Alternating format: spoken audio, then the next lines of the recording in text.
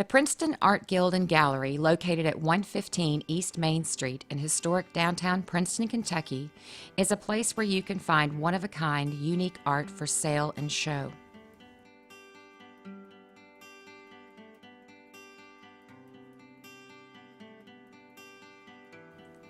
To learn more about displaying your art in our gallery, like our Facebook page or call us at 270-365-3959.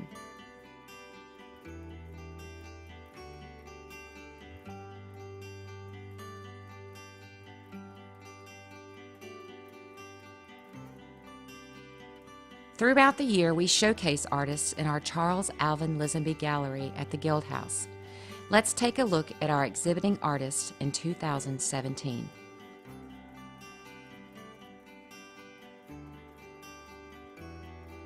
Here you see the middle and high school art students under the direction of Miranda Meeks and Audrey Bartolotti.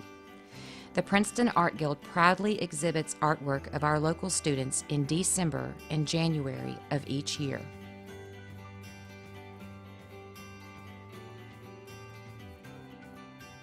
Our February and March solo exhibit was the work of Princeton sandstone artist and painter Michael Keller. Although Michael has only been carving sandstone for about 3 years, he has worked with Caldwell County Sandstone for about 20 years, designing and building koi ponds and water features. One of Michael's favorite things is custom work. He loves to accept new challenges. Michael has sold over 500 pieces of sandstone art over the United States and as far as Venezuela. In just the past couple of years, Michael's work has been set up throughout the year at juried art shows and festivals across 10 states. Michael has stated, "I continue to find myself always looking for new challenges and 3D images to overcome. When I see people smile and enjoy my artwork, there is no higher praise." This was the first time Michael's work was on public display in a gallery setting. Find him on Facebook at Rock Solid Designs or on his website at www.rocksoliddesignsonline.com. The Princeton Art Guild exhibited the work of local artist Lincoln Hawkins, a Caldwell County Middle School student, during April and May of 2017. The elements of art Lincoln uses most are color, shape, and lines. Markers are Lincoln's favorite media. He loves to draw animals, trains, and other vehicles. Lincoln will tell you his friends, his parents, and his art teacher encourage him to create. He says art makes him happy and helps him concentrate. Lincoln wants others to feel happy when they look at his work as well. Over 40 pieces of Lincoln's artwork sold during his exhibit at the Guild House, including a piece going to Chicago and 2 pieces to California. This was the first time Lincoln's work was on public display in a gallery setting.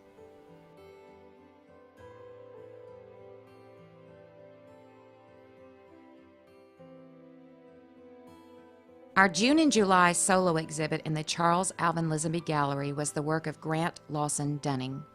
Grant is a right-of-way agent and part-time artist from Princeton, Kentucky. Growing up, he was encouraged by his family to keep and develop his interest in art. He took all the art classes that our local school system had to offer. Upon his graduation in 1992, the Princeton Art Guild presented Grant with an Outstanding Art Student Award. The plaque, he stated, still hangs in his studio. In the past, Grant was most interested in making art featuring wildlife portraits and rodeo imagery. But most recently, he has spent time in his studio trying to make art that pays tribute to American veterans. This exhibit is the first time Grant has put a body of work on display in a gallery. Our August and September solo show in the gallery was the work of Portland, Oregon-based artist Cedar Lee. Cedar is a contemporary artist specializing in original oil paintings with inspiring nature themes, tree of life imagery, lotus flowers, and solar eclipses in fantasy landscapes. Cedar has exhibited her work in solo and group exhibitions since the late 1990s in many venues such as municipal libraries, coffee shops, the National Security Agency, San Diego's Museum of the Living Artist, and national juried exhibits and art centers. Cedar is represented by art galleries on the East and West Coasts. Over the past decade, she has sold hundreds of original oil paintings into private collections in at least 17 U.S. states and around the world as far as Canada, Sweden, and Italy. To learn more about Cedar Lee's work, visit artbycedar.com. The Champion Shepherdson Building, our guild house, was built in 1817. In celebration of its 200th year and our city's 200th year as well, we celebrated with an exhibit we called the 200 Reasons Why Collaborative Art Exhibit. I called out for painters, woodworkers, photographers, authors, knitters, carvers, sculptors, musicians, every artist alike and different, to display one piece of their work, ideally their favorite, together, all in one location. I wanted at least 200 represented. We had a total of 232. In our own Times Leader newspaper, Jared Nelson, news editor, said it best. The Art Guild displays the best of us. He stated in part, "For those of you who feel this community is only something to escape from, I have a homework assignment. Take yourselves down to the Princeton Art Guild and spend some time with the 200 Reasons Why exhibit. I challenge you to go through the entire exhibit and leave without a feeling of pride in our county and the talented individuals who have called it home. The variety and depth of creativity that will be readily apparent to anyone visiting the exhibit is staggering. Artists from preschool age to senior citizens share space on the walls, none prioritized over the other. Viewing the work lends a deep appreciation for the artists who have passed and an eagerness to see future works from those on the rise. If you miss the opportunity to see these works for yourself, count it as a great loss. You won't look at your town the same way again." Our many thanks to Jared for his kind words. We couldn't have said it better.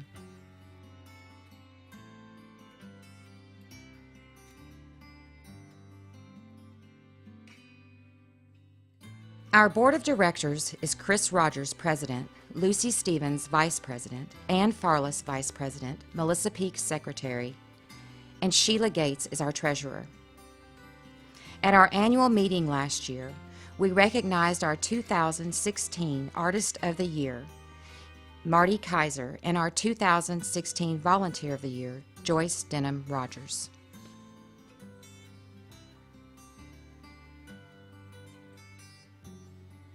The 20th Annual Pennington Festival was held on Friday, June 2nd and Saturday, June 3rd.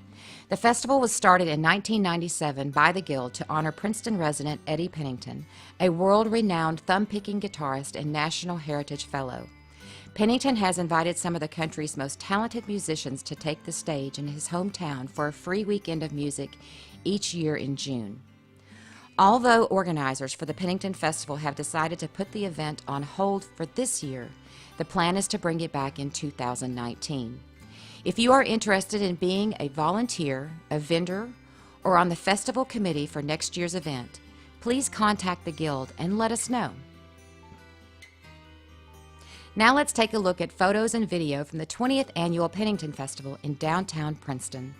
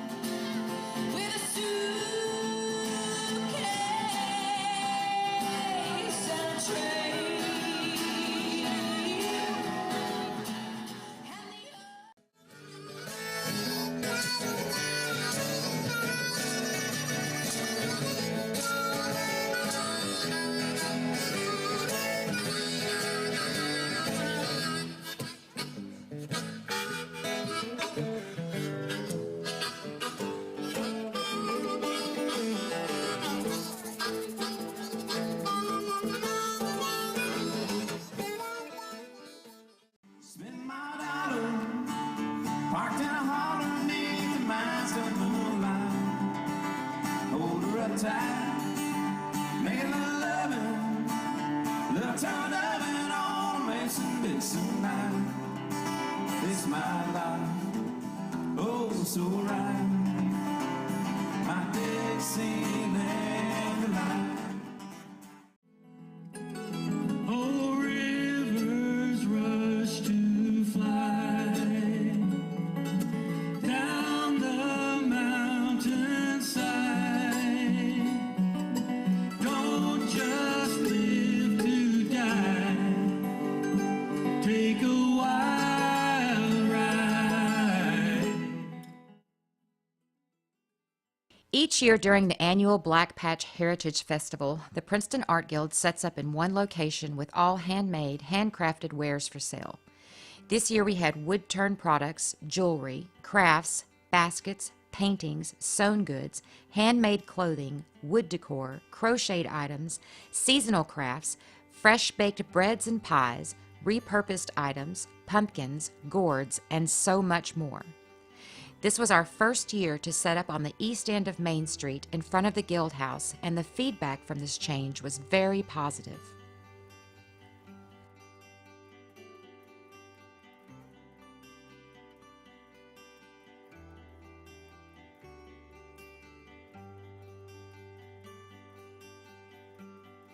If you would like to be a vendor during this event, please contact the Guild House at 270-365-3959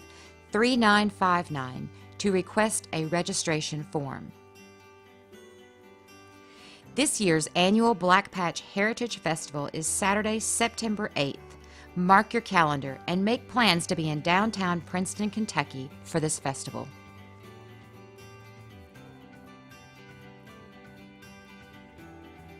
The Artisan Festival and Singer-Songwriters Series was held at the Eddie Grove Vineyard.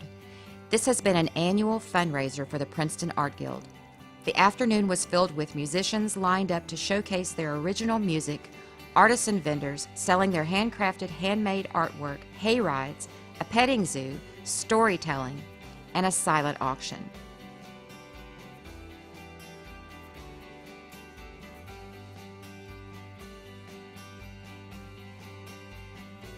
Here's a few clips from our songwriter series, including the Mandy Vixen Trio, Jacob Johnson, Late July, Stephen Green, and Haley Martin.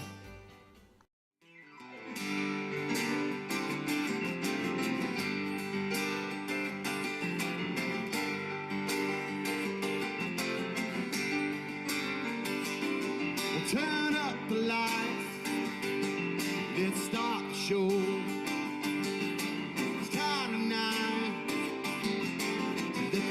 Good times roll, and I don't care what you're going through. Just let the music speak to you. Oh, it's been a long, hard week, and everybody's got some time for some rhythm and rhyme, rhythm and rhyme, rhythm and rhyme. I don't know why I do it.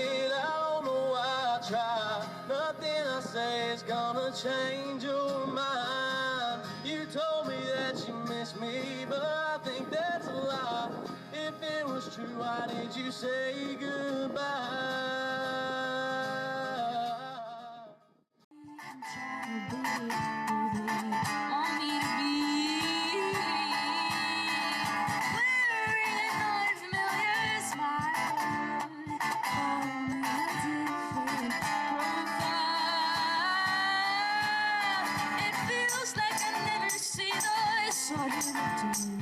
Darkness always seems to come my way. She's hot as fire, cool as ice. The band over there and it's a favorite bite. She's rough as whiskey, smooth as wine.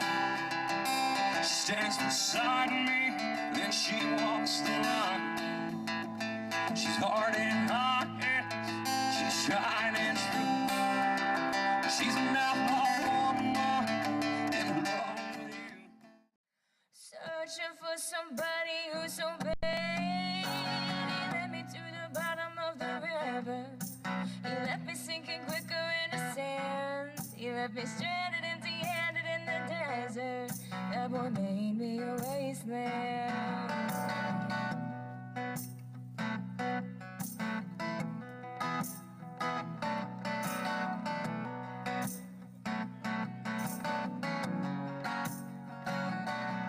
Now I roam the open, hoping that I'll find someone like him who likes to play with love.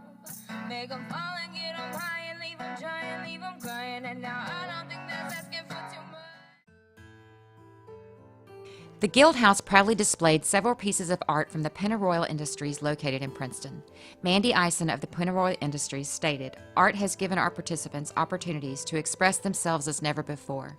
We have monthly art competitions where everyone votes for their favorite artwork.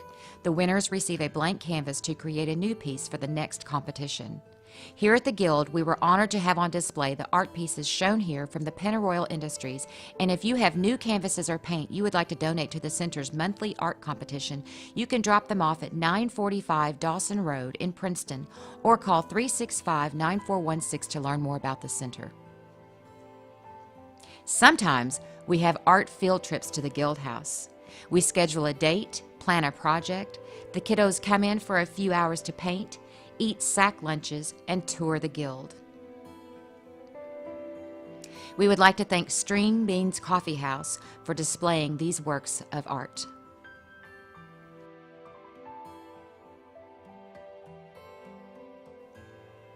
It starts with an idea, measurements, and 40 individual pieces of wood cut out and sanded.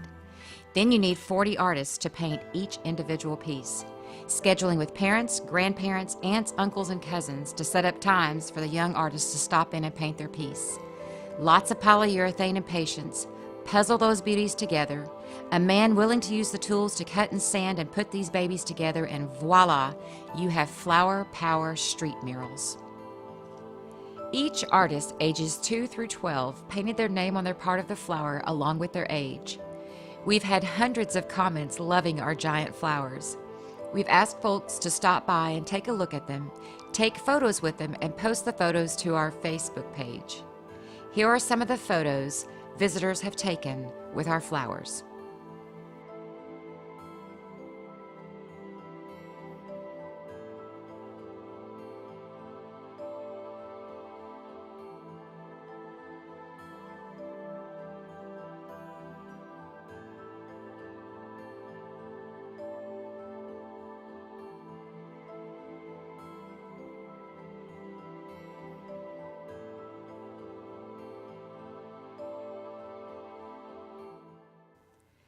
Now on to the final segment of our video, our children's workshops.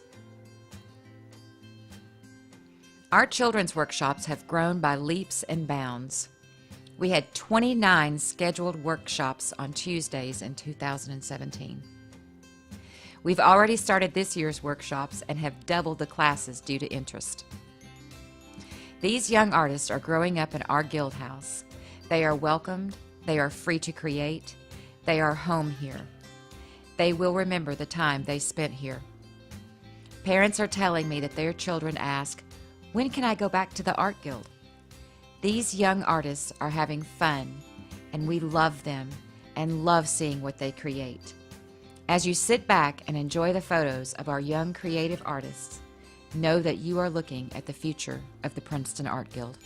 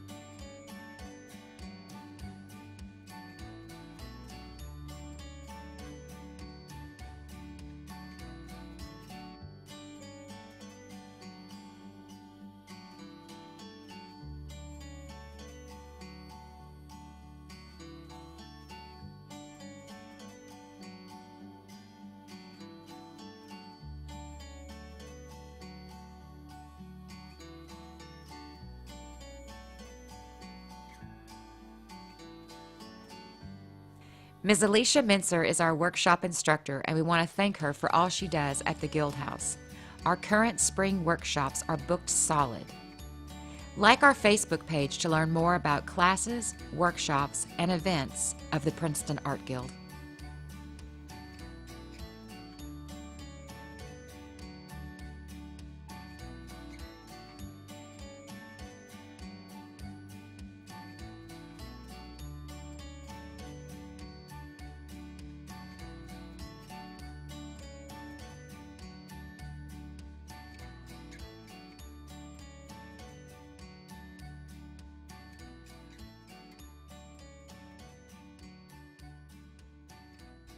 I think that you have to want to be an art director. I think you have to understand the business and the part that you can play in it and how you can influence the medium and make it better. I think you should always try to do new things, newer and better. What about education-wise? Oh, well, you better learn how to draw and how to draft. All of my assistants were great at both. The broader your education, the better. The more interested you are in all the things going on around you, the better off you are. I think you need a certain drive to do it, or you wander away and do something else. I think you have to want to express yourself visually. I think you want to, when you're given a problem or a subject, you want to find your own approach to that and how you might do it, hopefully better, but at least differently than anyone else might do it.